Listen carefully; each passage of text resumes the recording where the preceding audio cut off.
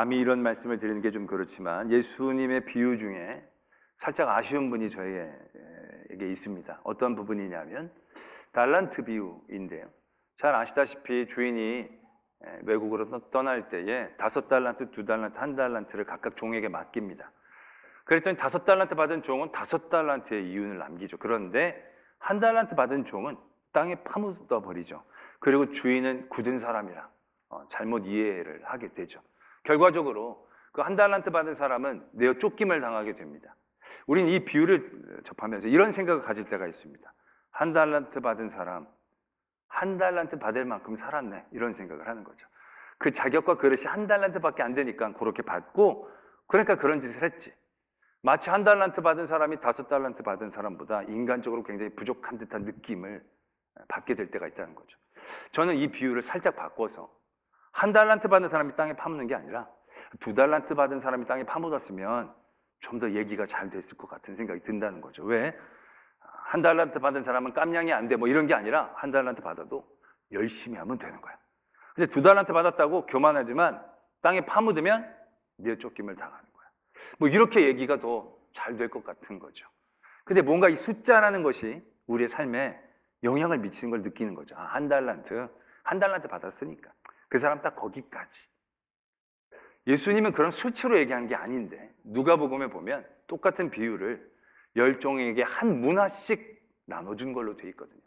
예수님은 그 어떤 사람의 차이를 얘기하려고 하신 게 아닌데 우리들은 그 숫자에 매여서 마치 그 숫자가 사람의 격을 얘기하는 것처럼 이해를 하게 되는, 그러한 잘못된 이해를 하게 되어지니까 그 숫자가 좀 아쉽다라는 생각들을 하게 될 때가 있다는 거죠.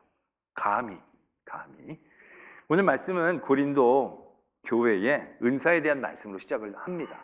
성령의 은사는 다양하다는 거죠. 방언, 예언, 병고침, 영을 분별하고 가르치고 여러 가지 성령의 많은 부요한 은사가 그 교회에 있었고 그 은사에 대한 얘기를 하고 계십니다. 근데 그런 은사에 대한 얘기를 쭉 하고 계시다가 갑자기 분위기가 바뀝니다. 몸과 지체에 대한 얘기를 하고 계시는 거죠. 우리는 그리스도의 한 몸이고 모든 사람들은 지체이다라는 거죠. 갖고 있는 여러 직위, 여러 가지 직책, 여러 가지 은사의 종류가 다르다 할지라도 우리의 몸처럼 눈, 코, 입, 손, 발, 그런 지체라는 거예요. 뭘 얘기하고 싶으시냐면 그런 가운데 누가 몸 가운데 이렇게 잘못된 이해를, 오류를 범하는 사람이 있겠느냐라는 비유를 들면서 어떤 비유를 듣느냐면 발이 혼자 자괴감을 갖는 거죠. 왜? 손은 몸하고 가까이 있고 나는 멀리 있고 나는 좀 많이 미천한가 봐. 이런 생각을 발이 갖는다라고 누가 생각할 수 있겠냐는 거죠. 귀가, 너는 얼굴에 팍 박혀 있고 나는 뭔가 얼굴이 떨어져 있어가지고 찬바람이 불면 눈은 이렇게 해서 이렇게 따뜻해지지만 난 이게 차가워가지고 맨날 우스꽝스러운 귀마개를 하지 않는 한 따뜻해지지도 않고, 아니 너는 좋겠다, 난 참 천하다, 이런 귀가 있겠냐는 거예요. 한 몸인데. 그렇잖아요. 또 눈이 발더러 나는 귀하고 너는 천하고 보지 않으면 넌 다닐 수도 없고 너는 별로 중요하지 않고 나만 중요해 라고 얘기하면서 눈이 발을 없인 여기는 경우가 있겠냐라는 거죠. 우리는 생각하죠. 그런 몸이 어디 있냐고. 발이 손한테 열등감을 느끼고 눈이 발한테 우월감을 가지고 그런 몸이 어디 있냐고. 우리는 다들 그렇게 생각을 하지요. 그런데 세상의 유혹은 묘하게도 그걸 그렇게 우열로 만들어내는 신비한 능력이 있는 걸 경험하게 된다는 거죠. 하나님은 전혀 그렇게 만드시지 않았고 그렇게 사용하지 않으셨는데 세상의 기준이나 가치관이 우리를 얼마나 하나님의 지체를 우와 열로 만들어내는 탁월한 능력이 있는지 우리는 심심치 않게 경험하게 된다는 거죠. 저는 교인들 대할 때마다 참 우리 교인이 다들 훌륭하다는 생각들을 하게 돼요. 참 사람들이 인성이 좋고 예의 바르고 깍듯하고 교육자를 대하는데 격이 있고 사람들이 참 훌륭합니다. 늘 너무 감사하고 만족해하는 거죠. 그래서 제가 목사님들하고 모여있을 때 그런 얘기를 합니다. 우리 교회 같은 분들이 없어. 이렇게 인격적이고 교육자들이 이렇게 참 예의 있게 대하고 이런 분들이 없어. 그러면서 막 자랑하면 그런 가운데 목사님, 부목사님 중에 한 분 그런 얘기를 하는 분들이 계세요. 간혹 가다가. 그분은 목사님한테만 그럽니다. 그분은 목사님한테만 그럽니다. 그 말을 들으면 내심 나한테라도 그렇게 해주니 참 고맙고 감사한 마음은 있지만 왠지 모를 씁쓸함과 그게 이해가 되어지는 게 가슴이 아프다는 거죠. 똑같은 목회자로 부름을 받아서 하나님의 성전에서 주의 일들을 주의 종의 자격으로 감당하는 분들이에요. 저나 부목사님들이나. 그런데 저를 대할 때는 굉장히 나이스하게 대해주세요. 굉장히 착하고 선하고 의롭게 아주 존중해서 대해주세요. 그렇다라고 한다면 그것이 다른 모든 부목사님들, 전도사님들에게도 적용이 되어져야 말이 되어지는데 그렇지 않은 경우들을 심심치 않게 발견한다는 거죠. 이게 왜 이렇게 되는 겁니까? 나는 귀하고 부목사님들은 귀하지 않습니까? 나는 높고 부목사님들은 더 낮습니까? 그건 어디에서 온 기준입니까? 세상에는 사장하고 부사장하고 차이가 있겠죠. 그러나 교회 공동체 안에서 하나님께서 세우신 그런 모든 자리에는 우와 열이 없어요. 눈이 있고 손이 있고 발이 있고 코가 있고 여러 가지의 모습들은 다 각자의 자리에서 하나님이 주신 귀한 뜻이 있는 건데 우리들은 그렇지 않잖아요. 우리는 이 우화를 들으면 그런 몸은 없지라고 생각하면서 우리는 지금 이렇게 하나님의 몸을 갈기갈기 찢어서 심장은 1억 7천 해가지고 이건 더 귀한 장기, 이건 덜한 귀한 장기처럼 우리는 하나님의 몸을 갈기갈기 찢어서 선으로 세우지 않고 있느냐는 거죠. 목사님들을 이해할 때도 그래요. 교회 안에서 담임 목사님, 부목사님들이 아니라 우리 여러분들이 여러 목사님을 대할 때도 어떻게 이해하고 어떻게 다가가십니까? 적지 않은 분들이 목사님들을 줄을 세우는 경우들이 있어요. 목사님들의 등급과 분류를 매겨요. 저분은 훌륭한 분, 저분은 귀한 일을 하는 분, 저분은 영성이 뛰어난 분. 그러면서 줄을 세워요. 그런데 여러분들이 영성이 뛰어나다, 그걸 어떻게 알아요? 여러분들이 이렇게 영적인 분별한 영이 확실하십니까? 귀하고 천한 것이 여러분들에게 무엇이 기준입니까? 대단히 간단한 기준이에요. 그분이 목회하고 있는 교회의 크기, 규모. 그게 그분의 영성과 그분의 인성과 그분의 모든 귀함을 결정짓는 굉장히 유일한 기준이 되어질 때가 참 많아요. 그래서 큰 교회 목사님은 대단하다고 생각하고 별로 크지 못한 교회를 목회하는 분들은 그냥 목사님으로 대하는 우리들의 마음들이 있지 않느냐라는 얘기예요. 하나님은 한 분 한 분 하나님이 필요에 따라 하나님이 쓰실 곳에 불러서 그곳에 세워주신 거예요. 물론 큰 교회를 사역하신 분들 귀하고 능력 있는 분들이 많습니다. 그러나 큰 교회를 사역한다고 다 귀하고 능력 있는 건 아닐 수도 있다는 얘기죠. 작은 교회를 사역한다고 다 능력이 없고 영성이 떨어지느냐? 그렇지 않습니다. 저는 작은 교회를 목회하시면서도 정말로 깊은 영성으로 존경하는 분들이 적지 않게 많습니다. 정말로 몇 명밖에 없지만 거기에 사명감을 입고 모든 걸 거는 정말 그 존경받을 만한 귀한 목사님들이 얼마나 많은지 모른다는 얘기죠. 그런데 우리는 단순히 숫자, 세상의 판단과 기준으로 하나님이 지체로 세워주신 모든 공동체 안에 있는 사람들을 줄을 세우고 있다는 거죠. 그 기준으로 칼로 난도질을 해서 장기를 일일이 다 뜯어 갈겨가지고 뭐가 1등이고 2등인지 3등인지 4등인지를 구분짓고 싶어하는 우리들의 욕심들이 우리 안에 분명히 있다는 얘기죠. 또한 성령의 어떤 은사나 역사 안에서도요, 분명히 하나님은 그 모든 다양한 것들이 하나님의 일 가운데 쓰임받는 것이다 라고 얘기하셨어요. 그러나 우리는 거기에서도 귀하고 천한 것이 있는 것처럼 생각이 되어져요. 내게 주신 몫에 은혜가 있는 것이고 이 몫에 하나님의 가치가 있는 것이죠. 하나님의 일들은 늘 그렇게 이루어지는 겁니다. 그런데 우리들의 세상적인 기준과 가치들 보다도 신비한 거, 다른 사람들에게 드문 것이 있으면 더 귀하게 여겨지게 되는 거죠. 더 아름답게 여겨지게 되는 겁니다. 그러면서 그것이 우와 열로 바뀌어지면서 줄이 세워지게 되는 거죠. 고린도 교회 안에서도 그러한 성령의 은사들이 적지 않았던 것 같습니다. 그렇다 보니까 어떤 현상이 일어났느냐? 은사를 받은 사람들끼리 이런 경향이 있는 거죠. 이게 더 어려워. 이게 더 귀해. 너는 아무나 하는 거야. 또 그런 은사를 받지 못한 성도들은 얼마나 자기감이 눌리겠습니까? 나는 저런 거 아무런 신비한 저런 영적인 체험도 없는데 이게 내가 정말 성령이 받은 건지 믿는 게 제대로 믿는 건지 나는 너무 미천한 존재가 아닌가 라는 생각들이 그 안에 자리 잡게 되어진다는 얘기죠.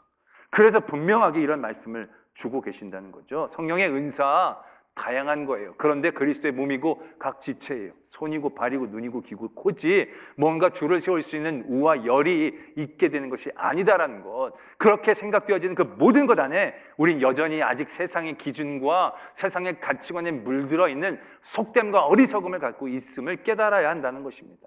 혹시 여러분들이 교회 안에 누군가를 봤을 때 귀하고 천한 것이 구분되어지면 내가 굉장히 잘못된 가치관에 물들어 있음을 깨달으셔야 합니다. 누구는 더 귀하고 누구는 천하고, 담임 목사님을 대할 땐 굉장히 더 잘해야 될 것 같고 다른 목사님을 대할 땐 또 아무렇게나 대해도 될 것 같은 생각이 있는 분들은 내 안에는 얼마나 깊은 세상적인 쓴뿌리가 있음을 깨달아야 합니다. 사장 부사장이 아니지 않습니까? 누가 좋은 일하고 나쁜 일하는 사람이 아니지 않습니까? 아름다운 부분과 천한 부분, 세상에서 보이는 것처럼 그렇게 구분되어지는 것이 아니지 않습니까? 그러지 않기 위해서 오늘 말씀은 우리에게 이러한 권면을 주고 계시는 거죠. 그러한 마음을 가질 때 너희들이 이런 생각을 가지라는 거예요. 23절, 22절에서부터 보면 그뿐 아니라 더 약하게 보이는 몸의 지체가 도리어 요긴하고 23절에 덜 귀히 여기는 그것들을 더욱 귀한 것으로 입혀주고 아름답지 못한 지체는 더욱 아름다운 것을 얻는다.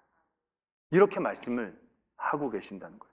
우리의 몸으로 봐도 솔직히 더 귀해 보이고 덜 귀해 보이는 것이 있잖아요. 얼굴에도 보면 솔직히 눈이 귀보단 귀한 것 같잖아요. 귀는 이렇게 껍데기인 거고 이건 뭐 좀 잘려도 살 것 같지만 눈은 되게 중요할 것 같아 보이잖아요. 눈에 더 신경을 써야 될 것 같은 생각이 들잖아요. 또 더 깊숙이 보면 우리 안에 있는 것들이 얼마나 보기가 흉합니까? 위나 간이나 폐나 소장이나 대장이나 그거 우리가 본다고 이거 곱창같이 맛있게 생겼네 그런 생각 잘 안 하잖아요. 아이고 흉하다 아이고 흉하다.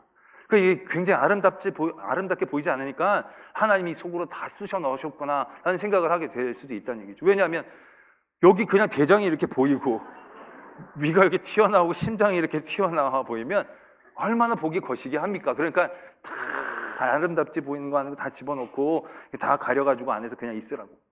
그렇지만 아름답게 보이지 않는 것이 가치가 없는 게 아니지 않습니까? 그것이 얼마나 소중하고 귀한지 우리가 너무 잘 알잖아요. 그게 징그럽게 보인다고 징그러운 겁니까? 아니요. 그 하나가 고장 났을 때 우리가 당하는 고통은 눈에 보이는 아름다운 것들이 당하는 고통에 비할 바가 안 되는 아주 심한 고통이라는 거죠. 그 안에 뭔가 덜 쓰임받고 더 쓰임받는 것이 있어 보이지만 그 하나하나가 굉장한 가치를 다 갖고 있는 것이지 않습니까? 맹장이라는 거 우리가 쓸데없이 생각할 때가 많이 있지 않습니까? 그래서 뭐 섬으로 들어가는 거나 의료시설이 없는 데 가는 분들은 아예 만약을 대비해서 맹장을 띄고 가기도 하는데 요즘 조사해 보면 맹장이 굉장히 중요하다고 합니다. 맹장은 우리 몸에 좋은 바이러스의 그러니까 피난처 같은 거랍니다. 그 대장 같은 소장 같은 거기에 붙어 있는데 설사가 나면 이게 모든 바이러스들이 깨끗하게 다 그냥 나간다는 거죠. 그러고 나면 바이러스가 없는 상태라는 거예요. 그럼 새롭게 뭘 만들어야 되는 쉽지 않은데 그때 좋은 바이러스들이 맹장 안에 들어가 있다는 거예요. 그러면서 다 나오면 그다음부터 맹장에서 그것이 나와서 빠르게 몸을 회복시켜 준다는 거예요. 그 맹장이 정말로 쓸데없는 게 아니라 굉장히 귀한 거라는 거죠. 근데 지금 맹장 없는 분 너무 실망하지 마십시오. 하나님이 또 다른 좋은 것들로 채워주실 줄 믿습니다. 뭐 없이 사는 사람들이 뭐 그것 말고도 많지 않습니까? 죽는 건 아니지만 그것이 그렇게 쓸모없는 게 아니라는 거예요. 그 많은 생물학자들이 이 진화적으로 맹장이 퇴화되는 동물들이 별로 없다는 거예요. 필요 없으면 퇴화되는데 퇴화되지 않는다는 것은 우리가 알지 못한 더 깊은 이유가 있다는 얘기죠. 왜? 하나님이 창조하신 거니까. 우리가 그런 모든 삶의 자리에서 하나님의 기준을 회복해야 그러한 모든 세상적인 기준과 가치관에 물들어서 우와 열로 생기지 않고 그 모든 일들이 하나님의 뜻을 바라볼 수 있는 진정한 지혜와 능력이 생겨진다는 것을 분명히 아셔야 한다는 것이죠. 때문에 우리의 모든 삶의 공동체 안에 있는 모든 분들에게 하나님의 의미를 부여해야 한다는 것입니다. 약한 분은 그냥 약한 게 아니에요. 아름답게 보이지 않는 분들은 아름답게 보이는 게 아니에요. 그냥 우리 눈에만 그렇게 보이는 거지. 우리 눈에 보여서 그것을 그렇게 치부하고 그렇게 대한다면 이건 우리들에게 얼마나 치명적이고 위험한 일인가를 깨달아야 한다는 것입니다. 하나님은 그 약해 보이는 것을 더 귀하게 사용하고 계시는 거예요. 하나님의 가치가 그 안에 있는 거죠. 하나님은 천해 보이는 것에 더 귀한 걸로 입혀 아름답게 해주실 계획 가운데 있다는 거예요. 때문에 우리 모든 공동체, 지체들, 모든 성도들은요, 그런 하나님의 기준으로 바라봐야 우리가 우와 열, 높음과 낮음, 귀하고 천함으로 보는 어리석음이 아니라 정말 하나님의 귀한 뜻을 함께 할 수 있는 공동체로 바라볼 수 있는 지혜가 있게 되어진다는 것을 오늘 우리는 말씀은 가르쳐주고 계신다는 거죠. 그래서 그들에게 하나님의 의미가 있음을 보라는 거예요. 자, 그렇게 되면 어떤 일들이 벌어지느냐 하면 24절에 보면 후반부에 오직 하나님이 몸을 고르게 하여 부족한 지체에게 귀중함을 더하사, 25절에 몸 가운데서 분쟁이 없고 오직 여러 지체가 서로 같이 돌보게 하셨느니라, 이렇게 적고 계십니다. 우리가 이 말씀을 잘 이해해야 하는 것이, 하나님이 어떤 의미가 있는데 각 지체에게 역할을 주셔서 서로 잘 도우라고 그러는가 보다. 근데 우리는 이 돕는 이해를 이렇게 할 때가 있습니다. 도움을 줄 수 있는 위치에 있는 사람들은 그것들을 잘 도울 수 있는 마음들을 가져야 되고, 도움을 받는 분들은 그 도움을 받는 것에 대해서 감사한 마음으로 그냥 갖고 있어야 되는 것처럼 생각하게 되는 경우들이 있어요. 근데 이거는 너는 돕는 위치고 너는 도움을 받는 위치니까 그걸 잘 이해하고 그냥 그렇게 가라, 얘기한 게 아니에요. 말씀은 서로 돕는 위치라는 거예요. 우리가 이 말씀을 할 때마다 그런 예화를 쓰시는 경우들을 적지 않게 듣습니다. 이게 몸인데요. 하루는 이 손하고 발하고 눈이, 코가 신경질을 내면서 입에게 불평을 합니다. 야, 너는 맨날 먹기만 하냐? 우리는 눈으로 찾고 냄새로 맡아서 좋은지 한 다음에 발로 움직이고 손으로 일해가지고 먹을 것을 정성껏 준비하면 결국 먹는 건 너 하나지 않냐고. 너무 불공평하지 않느냐고. 너 좀 말 좀 해보라고. 뭐 입이 뭐라고, 입이 있어도 말을 할 말이 없는 거죠. 자기가 먹여다 주는 건 먹는 거지. 그래도 내가 먹어야 되지 않겠냐. 너만 먹고 너만 잘 되고 이제 그 꼴은 도저히 못 보겠다고. 이제 우리 파업하겠다고. 그럼 이제 손발 눈코가 다 파업을 하기 시작하는 겁니다.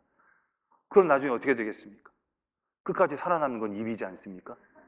입은 계속 움직일 수 있지만 현상이 어떤 현상이 일어납니까? 손이, 야, 내가 왜 이렇게 힘이 빠지지? 발이, 야, 나 못 움직이겠어. 눈이 너무너무 어두워져. 너무너무 힘들어. 걔네들이 막 이렇게 얘기를 하는 거죠. 왜? 이제서야 깨닫는 것 아니겠습니까? 그들이 보기엔 맨날 입이 자기만 먹는 줄 알았던 거예요. 그런데 자기만 먹는 게 아니죠. 솔직히 입이 먹는 건 모든 몸을 위해 먹는 거잖아요. 몸을 위해 씹고, 자르고, 이거 뭐 소화시키고 다 모든 몸을 위해 그거 한 거예요. 손이, 발이 입을 먹인 것 같지만, 그래서 입은 먹은 것만 같지만 그렇지 않다라는 거죠. 그 입도 분명한 하나님의 가치와 깨닫지는 못하지만 귀한 역할들을 가지고 귀한 자리에 있다는 것, 서로가 돕는 자리에 있다는 것을 분명히 깨달아야 한다는 것입니다. 우리가 교회 공동체 안에 그런 생각을 가질 때가 있습니다. 저 사람은 없었으면, 저 사람은 빠졌으면, 저 사람은 안 나왔으면, 이런 생각을 할 때가 있습니다. 왜? 별로 우리 지체 가운데서 큰 도움이 되지 않는, 해만 끼칠 것 같은 그런 느낌을 받을 때가 적지 않이 있기 때문에 그렇다는 얘기죠. 우리가 우리 안에서의 모든 지체들을 생각할 때 우리는 철저히 세상적인 가치, 세상적인 기준으로만 생각을 합니다. 그러나 오늘 말씀은 그 모든 존재, 모든 지체는 하나님의 뜻이 있다는 거죠. 하나님의 의미가 있고 하나님이 쓰실 그런 이유가 다 있다라는 것을 우리가 분명히 인정해야 한다는 것이죠. 그렇다라고 한다면 우리는 이 사람에서 우리가 계속 도와줘야 돼 라고 생각할 사람이 아니다라는 겁니다. 물론 그의 삶이 늘 도움받아야 되는 삶이 될 수도 있겠지만 결국 그로 인하여 우리가 교회될 수 있는 힘을 얻을 수 있다는 거예요. 사도 바울이 그의 육체의 연약한 가시, 그의 연약한 약함을 얘기하잖아요. 그 약함은 없어지면 더 날개 달고 선교의 사역들을 더 잘할 수 있을 것 같이 모든 사람들이 생각했었던 거예요. 건강하면 얼마나 더 열심히 하셨겠어요. 그러나 결국 사도 바울은 그 육체의 가시를 통해서 뭘 깨닫습니까? 육체의 가시, 사탄의 자리라고 얘기까지 했지만 결국 그 자리를 통하여 하나님이 은혜가 내게도 온전해지는 것을 의미하는 거죠.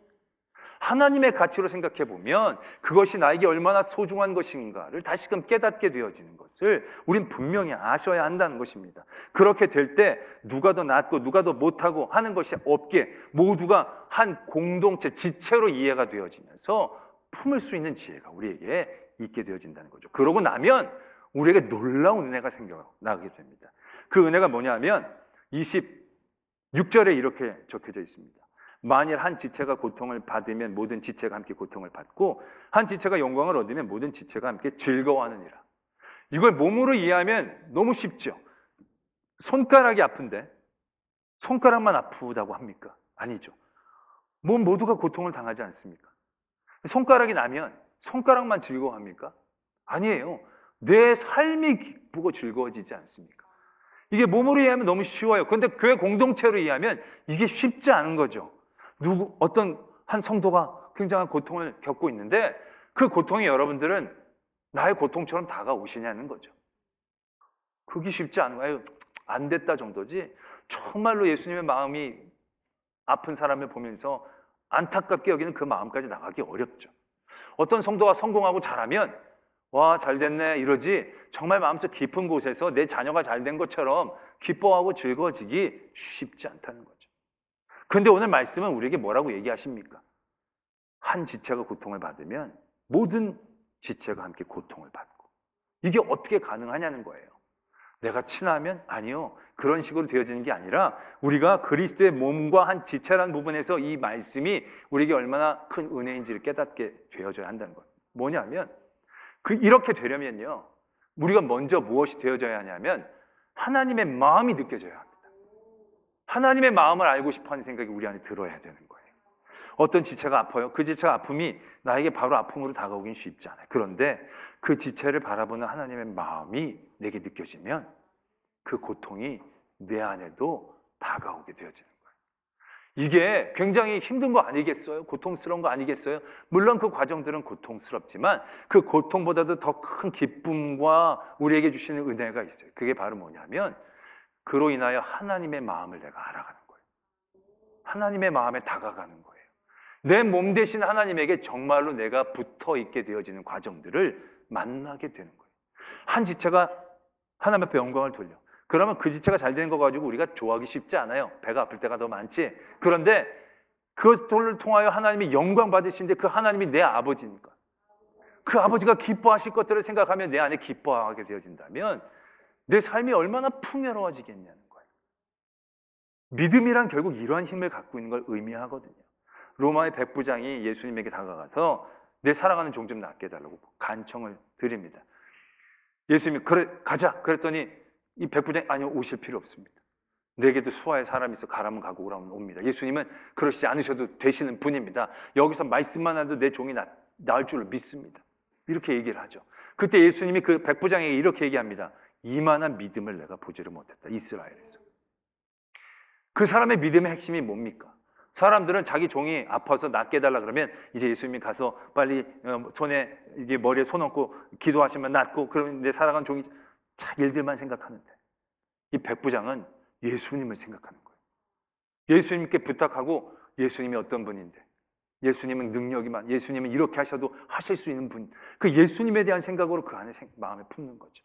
그때 충분히 하실 수 있는 것 같은 신뢰가 생기는 거죠. 예수님의 마음을 알아가고 예수님의 마음을 다가가려고 했던 백부장의 모습. 예수님은 그걸 믿음이라고 칭찬하셨다는 거예요. 우리 안에 하나님의 마음을 느낀다는 건요. 놀라운 능력입니다. 복입니다. 지혜입니다. 우리는 하나님의 마음을 알려고 하지 잘 않지 않습니까? 내 상황과 형편만 보고 울고 웃지. 하나님의 마음을 바라보면 하나님도 같이 아파하시겠지. 하나님이 즐거워하시겠지. 오늘 성령의 은사 가운데 정말로 성령의 은사를 통하여 우리가 얻게 될 놀라운 축복의 핵심은 바로 이것이다라는 얘기죠. 내가 방언하라고 예언하라고 누구를 고쳐서 사람들에게 각광을 받는 게 아니라 내가 방언을 함으로 하나님의 마음을 알아가고 내가 예언을 하면 하나님의 뜻을 알아가고 누구를 치유하며 그를 고통스러워 여기는 하나님의 불쌍한 마음을 알아가고 하나님의 마음을 알아가는 게 우리의 풍요라는 겁니다. 우리의 진정한 능력이다라는 것입니다. 우리의 자리가 여기에까지 나가야 한다는 것입니다. 오늘 우리의 주어진 많은 지체들을 바라보면서 세상의 기준으로 우와 열을 귀함과 천함을 나누지 마시기를 바랍니다. 그 기준을 철저히 버리시고 하나님이 매기시는 눈으로 그들을 바라보면서 그들을 바라볼 때 하나님의 마음을 같이 느끼기를 바랍니다. 그러할 때 그것이 예언은 못한다 할지라도 방언은 못한다 할지라도 치유는 못한다 할지라도 하나님의 마음을 알게 되어지는 풍성한 성령의 은사와 역사가 되어질 줄로 믿습니다.